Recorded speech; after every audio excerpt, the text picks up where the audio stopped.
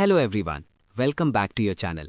आज के इस वीडियो में हम बात करने वाले हैं आईआईटी खड़गपुर के पीएचडी एडमिशन के बारे में, जो एक रोलिंग एडवर्टाइजमेंट के थ्रू अनाउंस किया गया है। ये एक बहुत ही इंपॉर्टेंट अपॉर्चुनिटी है उन सभी स्टूडेंट्स के लिए जो रिसर्च फील्ड में अपना करियर बनाना चाहते हैं। कुछ इंपॉर्टेंट बुक्स CSIR नेट और UGC नेट के लिए भी टैग किए गए हैं। आप उन्हें चेक कर सकते हैं। ये बुक्स नेट, सेट, गेट और किसी भी रिसर्च या पीएचडी एंट्रेंस एग्जाम की प्रिपरेशन के लिए काफ़ी हेल्पफुल रहेंगी। सारी इंपॉर्टेंट लिंक इस वीडियो का डिस्क्रिप्शन में मिल जाएगा और हमारी वेबसाइट newacademy.com विजिट करें। अगर आपको ऐसे ही latest PhD updates, admission notifications और रिसर्च रिलेटेड इन्फॉर्मेशन चाहिए तो चैनल को लाइक करें, सब्सक्राइब करें, बेल आइकन को प्रेस करें ताकि आपको हर अपडेट टाइम पर मिल सके। वीडियो को शेयर ज़रूर करें और कमेंट करके बताएं आप किस फील्ड से अप्लाई करना चाहते हैं। चलिए अब स्टार्ट करते हैं और इस पूरे नोटिफिकेशन को स्टेप बाय स्टेप समझते हैं। सबसे पहले बात करते हैं ओवरव्यू की। ये जो नोटिफिकेशन है ये Indian institute of technology Kharagpur की तरफ से पीएचडी एडमिशन के लिए रोलिंग एडवर्टाइजमेंट के फॉर्म में रिलीज किया गया है। इसका मतलब है कि ये एडमिशन प्रोसेस एक फिक्स्ड साइकिल तक लिमिटेड नहीं है, बल्कि साल भर एप्लीकेशंस एक्सेप्ट की जाती हैं। अब चलते हैं जनरल सेक्शन की तरफ। गाइडलाइंस फॉर पीएचडी एप्लीकेशन के अकॉर्डिंग इंस्टीट्यूट ने पीएचडी प्रोग्राम के लिए एप्लीकेशंस इनवाइट की हैं डिफरेंट कैटेगरीज में। ये कैटेगरीज हैं regular with institute assistantship, individual fellowship जैसे CSIR, UGC, DBT, ICMR, inspire, sponsored candidates और वर्किंग प्रोफेशनल्स। इसका मतलब है कि अलग अलग बैकग्राउंड के कैंडिडेट्स यहाँ अप्लाई कर सकते हैं। प्रोग्राम मल्टीपल डिसिप्लिन्स में अवेलेबल है जैसे engineering, technology, science, architecture and regional planning, humanities and social sciences, rural development, law, management और मेडिसिन। रिजर्व्ड कैटेगरी कैंडिडेट्स का एडमिशन गवर्नमेंट ऑफ इंडिया के नॉर्म्स के अकॉर्डिंग होगा। कैंडिडेट्स को क्लियरली बोला गया है कि अप्लाई करने से पहले एलिजिबिलिटी क्राइटेरिया ध्यान से पढ़ें, क्योंकि जो भी शॉर्ट लिस्टिंग होगी वो सिर्फ ऑनलाइन एप्लीकेशन फॉर्म में दिए गए डेटा के बेसिस पर होगी। अगर किसी स्टेज पर गलत इन्फॉर्मेशन पाई गई तो कैंडिडेचर तुरंत कैंसिल हो जाएगा। एक और इम्पॉर्टेंट पॉइंट ये है कि वंस एप्लीकेशन सबमिट हो जाती है उसमें कोई भी चेंज अलाउड नहीं होगा, इसलिए फॉर्म भरने से पहले सारी इन्फॉर्मेशन रेडी रखें। सिर्फ एक ही एप्लीकेशन सबमिट करना अलाउड है, डुप्लीकेट एप्लीकेशंस रिजेक्ट हो जाएंगी और फीस रिफंड नहीं होगी। एप्लीकेशन प्रोसेस कंप्लीटली ऑनलाइन है और कैंडिडेट्स को ऑफिशियल वेबसाइट पर अप्लाई करना होगा। एप्लीकेशन फ़ी की बात करें तो अनरिजर्व्ड, OBC, EWS और ट्रांसजेंडर कैंडिडेट्स के लिए फ़ी 1000 रुपीज़ है, जबकि SC, ST, PWD और विमेन कैंडिडेट्स के लिए फ़ी 500 रुपीज़ है। ये फ़ी नॉन रिफंडेबल है। अब बात करते हैं इंपॉर्टेंट डेट्स की। इस एडवर्टाइजमेंट का सबसे यूनिक फीचर ये है कि ऑनलाइन एप्लीकेशन पोर्टल पूरे साल ओपन रहता है, मतलब आप किसी भी टाइम अप्लाई कर सकते हैं। लेकिन एक कंडीशन है कि अगर कोई डिपार्टमेंट या एकेडमिक यूनिट किसी पर्टिकुलर क्वार्टर में एप्लीकेशंस कंसिडर नहीं करता तो वो एप्लीकेशंस ऑटोमेटिकली नेक्स्ट क्वार्टर में कैरी फॉरवर्ड हो जाती हैं। अब चलते हैं नेक्स्ट सेक्शन पर, जो है पीएचडी प्रोग्राम। प्रोग्राम के under institute research facilities provide करता है डॉक्टर ऑफ फिलॉसफी डिग्री के लिए। पीएचडी डिग्री अवार्ड होने के लिए कैंडिडेट को कुछ इंपॉर्टेंट रिक्वायरमेंट्स फुलफिल करनी होती हैं। सबसे पहले आता है prescribed course work, comprehensive examination और सेमिनार्स का सक्सेसफुल कंप्लीशन। दूसरा है ओरिजिनल रिसर्च वर्क का पब्लिकेशन रेप्यूटेड जर्नल्स या कॉन्फ्रेंसेज में, या फिर पेटेंट्स या टेक्नोलॉजी ट्रांसफर के थ्रू कंट्रीब्यूशन। तीसरा और फाइनल है थीसिस सबमिशन और वाइवा वोस। थीसिस एक डिटेल्ड रिसर्च रिपोर्ट होती है जिसमें या तो नए फैक्ट्स डिस्कवर किए जाते हैं, या एग्जिस्टिंग थ्योरी का नया इंटरप्रिटेशन दिया जाता है, या फिर कोई नई टेक्नोलॉजी या डिज़ाइन डेवलप की जाती है। अब आते हैं रिसर्च एरियाज पर। इंस्टीट्यूट के अलग अलग डिपार्टमेंट्स, सेंटर्स और स्कूल्स में मल्टीपल रिसर्च एरियाज अवेलेबल हैं। रिसर्च एरिया चेक करने के लिए करस्पॉन्डिंग डिपार्टमेंट की वेबसाइट विजिट करें। इस PDF को डाउनलोड करने के लिए वीडियो का डिस्क्रिप्शन ज़रूर चेक करें। डिपार्टमेंट्स की बात करें तो कुछ मेजर डिपार्टमेंट्स हैं: aerospace engineering, agricultural and food engineering, architecture and regional planning, artificial intelligence, bioscience and biotechnology, chemical engineering, chemistry, civil engineering, computer science and engineering, electrical engineering, electronics and electrical communication engineering, geology and geophysics, humanities and social sciences, industrial and systems engineering, mathematics, mechanical engineering, metallurgical and materials engineering, mining engineering, ocean engineering and naval architecture, physics और department of education. इसके अलावा multiple centres भी हैं जैसे advance technology development, centre for oceans, reverse, atmosphere and land science, centre for computational and data sciences, centre for rural development and innovative sustainable technology, cryogenic engineering, Center of Excellence in Advanced Manufacturing Technology, Center of Excellence in Advanced Transportation, Center of Excellence for Indian Knowledge Systems, Center of Excellence in Affordable Healthcare, Center of Excellence in Precision Agriculture and Food Nutrition, Center of Excellence in Public Policy, Law and Governance, Desarkar Center of Excellence in Petroleum Engineering, Material Science, Rubber Technology, Rekhi Center of Excellence for the Science of Happiness, Dr. B.C. Roy Multi-Speciality Medical Research Center, DRDO Industry Academia Center of Excellence, P.K. Sinha Center for Bioenergy and Renewables, Center of Excellence on Safety Engineering and Analytics और Steel Technology Center। अब schools की बात करें तो यहाँ भी काफ़ी specialised options available हैं, जैसे energy science and engineering, environmental science and engineering, GSS Sanyal school of telecommunication, nano science and technology, Rajendra Mishra school of intellectual property law, Ranbir and Chitra Gupta school of infrastructure design and management, school of medical science and technology, school of water resources, Subir Chaudhary school of quality and reliability और Vinod Gupta school of management. चलिए अब बात करते हैं eligibility criteria for admission के बारे में। सबसे पहले बताया गया है कि जो भी कैंडिडेट्स पीएचडी प्रोग्राम के लिए अप्लाई कर रहे हैं उनके पास क्वालिफाइंग डिग्री में रिक्वायर्ड मार्क्स या सीजीपीए होना ज़रूरी है। इंजीनियरिंग, साइंस, कॉमर्स, मैनेजमेंट और लॉ बैकग्राउंड के कैंडिडेट्स के लिए मिनिमम 60% मार्क्स या 6.5 CGPA on a 10 point scale होना चाहिए। वहीं ह्यूमैनिटीज़, सोशल साइंस और एमबीबीएस डिग्री होल्डर्स के लिए मिनिमम 55% मार्क्स या 6.0 सीजीपीए रिक्वायर्ड है। यहाँ कुछ इंपॉर्टेंट नोट्स भी दिए गए हैं। अगर कोई कैंडिडेट फाइनल ईयर में है और उसका रिजल्ट अभी पेंडिंग है तो उसे अपने प्रीवियस सेमेस्टर्स के मार्क्स या सीजीपीए फिल करने होंगे, फाइनल सेमेस्टर को छोड़कर। अगर ये रिक्वायरमेंट फुलफिल नहीं होती तो एप्लीकेशन रिजेक्ट हो जाएगी। दूसरा पॉइंट ये है कि सीजीपीए को परसेंटेज में कन्वर्ट नहीं किया जाएगा या परसेंटेज को सीजीपीए में कन्वर्ट नहीं किया जाएगा। एडमिशन वही एक्सेप्ट होगा जो ट्रांसक्रिप्ट में मेंशन है। तीसरा इंपॉर्टेंट पॉइंट कैटेगरी सर्टिफिकेट से रिलेटेड है। ओबीसी एनसीएल कैंडिडेट्स को वैलिड सर्टिफिकेट अपलोड करना होगा जो 1 अप्रैल 2025 के बाद इशू हुआ हो। ईडब्ल्यूएस कैंडिडेट्स को भी वैलिड सर्टिफिकेट अपलोड करना होगा जो फाइनेंशियल ईयर 2025-26 के लिए वैलिड हो। क्लोजिंग डेट के बाद किसी भी सर्टिफिकेट में मॉडिफिकेशन अलाउड नहीं होगा। अगर वैलिड सर्टिफिकेट अपलोड नहीं किया गया तो कैंडिडेट को अनरिजर्व्ड कैटेगरी में कंसिडर किया जाएगा। अब आगे मिनिमम क्वालिफाइंग डिग्री रिक्वायरमेंट्स दी गई हैं जो 2 कैटेगरीज में डिवाइड हैं।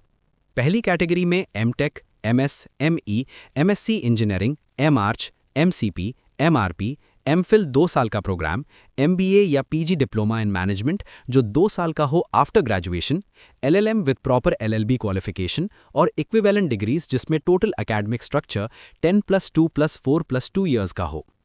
दूसरी कैटेगरी में BTech, BE, BS 4 year, BArch, MSc, MA, MPhil 1 year program, MBA या PG diploma after BA, BSc या BCom, MBBS with 1 year internship, LLB 5 year integrated या 3 ईयर आफ्टर ग्रेजुएशन और इक्विवेलेंट डिग्रीज जिसमें 10+2+3+2 years का structure हो।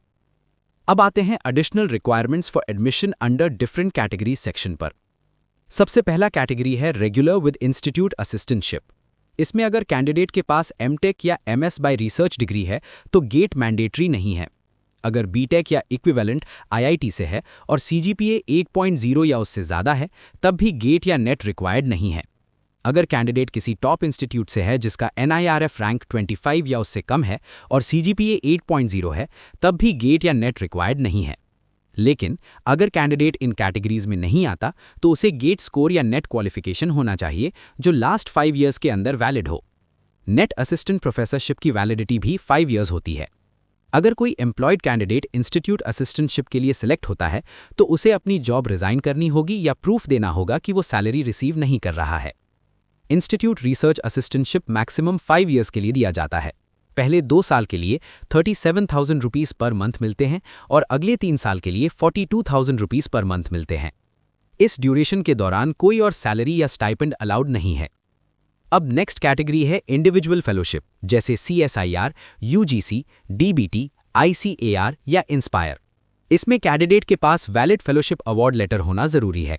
ऐसे candidates को institute assistantship नहीं मिलेगा। अगर प्रोविजनल फेलोशिप है तो कैंडिडेट को अंडरटेकिंग देनी होगी कि अगर फेलोशिप कैंसिल होती है तो एडमिशन भी कैंसिल हो जाएगा। अब चलते हैं स्पॉन्सर्ड कैटेगरी पर। इसमें वो कैंडिडेट्स अप्लाई कर सकते हैं जो government organisations, industries, R&D organisations, universities या रेप्यूटेड इंडस्ट्रीज में काम कर रहे हैं और उनके पास मिनिमम 2 इयर्स का एक्सपीरियंस है। उन्हें नो ऑब्जेक्शन कम स्पॉन्सरशिप सर्टिफिकेट अपने एम्प्लॉयर के थ्रू सबमिट करना होगा। सिलेक्शन के बाद ज्वाइनिंग के टाइम उन्हें सर्टिफिकेट देना होगा कि उन्हें ड्यूटी से रिलीज किया गया है और उनका जॉब सिक्योर रहेगा। स्पॉन्सर्ड कैंडिडेट्स के लिए मिनिमम 1 ईयर रेजिडेंशियल रिक्वायरमेंट होती है। फाइनेंशियल असिस्टेंस का कोई प्रोविजन नहीं है। अब आते हैं नेक्स्ट कैटेगरी पर, जो है PhD थ्रू प्रोजेक्ट। इसमें वो कैंडिडेट्स अप्लाई कर सकते हैं जो इंस्टीट्यूट के स्पॉन्सर्ड प्रोजेक्ट में काम कर रहे हैं और उन्होंने गेट या नेट क्वालिफाई किया हो। अगर कैंडिडेट IIT या टॉप इंस्टीट्यूट से है और CGPA 8.0 या उससे ज़्यादा है तो गेट या नेट की रिक्वायरमेंट नहीं है। Application principal investigator, head of department और डीन R&D के थ्रू फॉरवर्ड की जाएगी। प्रोजेक्ट का मिनिमम टेन्योर 1 ईयर होना चाहिए और PI को फाइनेंशियल सपोर्ट का अंडरटेकिंग देना होगा। अगर कैंडिडेट के पास वैलिड गेट या नेट स्कोर है तो वो प्रोजेक्ट के बाद इंस्टीट्यूट स्कॉलरशिप के लिए एलिजिबल हो सकता है। इसके बाद वर्किंग प्रोफेशनल्स के लिए स्पेशल PhD प्रोग्राम का सेक्शन दिया गया है। इंजीनियरिंग और बेसिक साइंसेस के लिए मिनिमम क्वालिफिकेशन BTech या MSc है विद 7.5 CGPA या 70% मार्क्स और minimum 2 years experience. Humanities and social sciences में अगर एक्सपीरियंस 2 से 10 इयर्स के बीच है तो CGPA 7.5 चाहिए और अगर 10 इयर्स या उससे ज़्यादा एक्सपीरियंस है तो CGPA 7.0 सफिशिएंट है। VGSOM यानी मैनेजमेंट स्कूल के लिए 2 से 15 इयर्स एक्सपीरियंस वालों के लिए CGPA 7.5 और 15 इयर्स से ज़्यादा एक्सपीरियंस वालों के लिए CGPA 6.5 रिक्वायर्ड है। School of medical science and technology के लिए MBBS कैंडिडेट्स को मिनिमम 6.0 CGPA और 5 इयर्स एक्सपीरियंस चाहिए। MD, MS, DND या MMST कैंडिडेट्स को MBBS के साथ 2 इयर्स एक्सपीरियंस चाहिए। BTech या MST कैंडिडेट्स के लिए 5 इयर्स एक्सपीरियंस और MTech कैंडिडेट्स के लिए 2 इयर्स एक्सपीरियंस रिक्वायर्ड है। लॉ स्कूल के लिए LLB में 6.0 CGPA और 10 इयर्स एक्सपीरियंस चाहिए। पब्लिक पॉलिसी सेंटर के लिए मास्टर्स डिग्री के साथ 10 इयर्स एक्सपीरियंस रिक्वायर्ड है। कॉमन कंडीशंस भी दिए गए हैं। कैंडिडेट को एलिजिबिलिटी मीट करनी होगी रिटन टेस्ट और इंटरव्यू के लिए। CGPA कन्वर्जन अलाउड नहीं है जब तक ट्रांसक्रिप्ट में फॉर्मूला ना दिया हो। हायर क्वालिफिकेशन वालों को कोर्स रिलैक्सेशन मिल सकता है। मिनिमम 2 इयर्स का एक्सपीरियंस रिक्वायर्ड है और नो ऑब्जेक्शन सर्टिफिकेट एम्प्लॉयर से लेना होगा। फाइनेंशियल असिस्टेंस वर्किंग प्रोफेशनल्स के लिए अवेलेबल नहीं है। स्पेशल नोट्स दिए गए हैं। यहाँ क्लियरली मेंशन है कि डिपार्टमेंट, सेंटर या स्कूल अपने लेवल पर एडिशनल एडमिशन क्राइटेरिया सेट कर सकते हैं, लेकिन जो बेसिक एलिजिबिलिटी क्राइटेरिया है उसको चेंज नहीं करेंगे। सिर्फ एलिजिबिलिटी फुलफिल कर लेना एडमिशन की गारंटी नहीं है। कोई भी डॉक्यूमेंट तभी वैलिड माना जाएगा जब वो एडमिशन के टाइम वैलिड हो और इक्विवेलेंट डिग्री का फाइनल डिसीजन IIT खड़गपुर का होगा, जो सभी एप्लीकेंट्स के लिए बाइंडिंग होगा। अब आते हैं सिलेक्शन एंड एडमिशन सेक्शन पर। यहाँ बताया गया है कि PhD admission departmental academic committee, जिसे DSc PG एंड रिसर्च कहा जाता है, की रिकमेंडेशन पर होता है। सिलेक्शन 3 मेन फैक्टर्स पर बेस्ड होता है। पहला, ओवरऑल एकेडमिक परफॉर्मेंस, दूसरा रिटन टेस्ट जो ऑफलाइन मोड में होता है और तीसरा पर्सनल इंटरव्यू जो ऑफलाइन मोड में होता है। रिटन टेस्ट के लिए शॉर्ट लिस्टिंग क्राइटेरिया अलग अलग एकेडमिक यूनिट्स के हिसाब से वेरी कर सकता है। Final selection academic performance, written test और इंटरव्यू तीनों के कंबाइंड इवैल्यूएशन पर डिपेंड करता है। अब बात करते हैं payment of fees and deposits की। जब कैंडिडेट ज्वाइन करता है उसे कुछ फीस पे करनी होती हैं। नॉन रिफंडेबल फीस में 1 टाइम फीस इंक्लूड होती हैं, जैसे hostel admission, medical examination, student welfare fund, alumni subscription और मॉडर्नाइजेशन चार्जेस। सेमेस्टर फीस में tuition fee, registration fee, examination फी, स्टूडेंट अमेनिटीज और मेडिकल रजिस्ट्रेशन चार्जेस आते हैं। इसके अलावा लैबोरेटरी फी, हॉस्टल सीट रेंट, इलेक्ट्रिसिटी और water charges, mess charges, hall establishment charges और hostel overhead charges भी इंक्लूड होते हैं। रिफंडेबल फीस में इंस्टीट्यूशन कॉशन मनी और हॉल कॉशन मनी आता है। SC, ST और PWD स्टूडेंट्स के लिए ट्यूशन फी में 100% वेवर दिया जाता है। ये fees time to time revise भी हो सकती हैं। अब आते हैं एनरोलमेंट एंड कोर्स वर्क पर। कैंडिडेट को ज्वाइनिंग के 1 मंथ के अंदर एनरोलमेंट कंप्लीट करना होता है और प्रिस्क्राइब्ड फीस पे करनी होती है। रिसर्च स्कॉलर को एक सुपरवाइजर असाइन किया जाता है जो इंस्टीट्यूट के फैकल्टी मेंबर्स में से होता है। चाहे कैंडिडेट का एकेडमिक बैकग्राउंड कितना भी स्ट्रांग हो, सुपरवाइजर होना मैंडेटरी है। सभी कैंडिडेट्स को कोर्स वर्क कंप्लीट करना होता है जो इंस्टीट्यूट के एकेडमिक रूल्स के अकॉर्डिंग होता है। नेक्स्ट सेक्शन है रजिस्ट्रेशन। कैंडिडेट को एनरोलमेंट के बाद एक सेमिनार देना होता है अपने रिसर्च टॉपिक पर, जो 3 साल के अंदर या कोर्स वर्क कंप्लीट होने के 1 साल के अंदर होता है। ये सेमिनार ओपन ऑडियंस के सामने होता है जहां डीएससी और डीएसई मेंबर्स प्रेजेंट रहते हैं। अगर सेमिनार सेटिस्फैक्ट्री होता है तो कैंडिडेट को रजिस्ट्रेशन अलाउ किया जाता है। अगर नहीं तो 3 महीने के अंदर दोबारा सेमिनार देना होता है। अगर सेकेंड अटेम्प्ट में भी क्लियर नहीं होता तो एनरोलमेंट कैंसिल हो जाता है। रजिस्ट्रेशन नॉर्मली एनरोलमेंट की डेट से इफेक्टिव होता है और मैक्सिमम 8 ईयर्स तक वैलिड रहता है।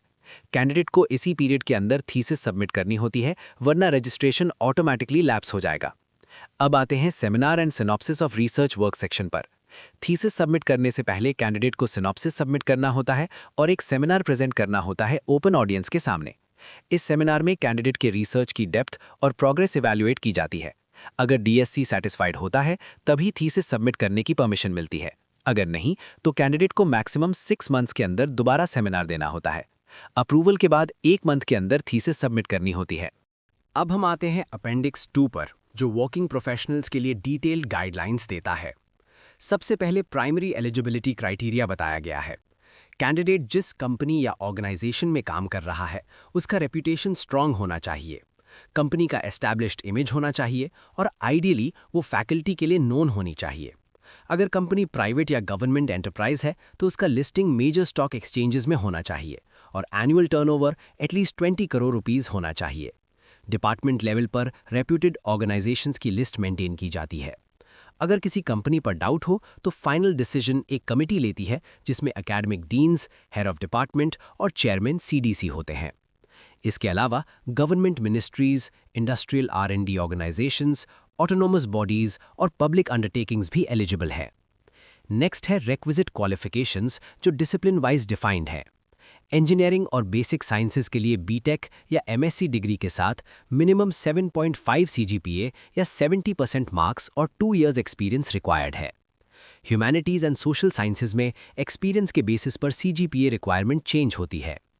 VGSOM यानी मैनेजमेंट के लिए भी एक्सपीरियंस के बेसिस पर सीजीपीए क्राइटेरिया डिफाइंड है।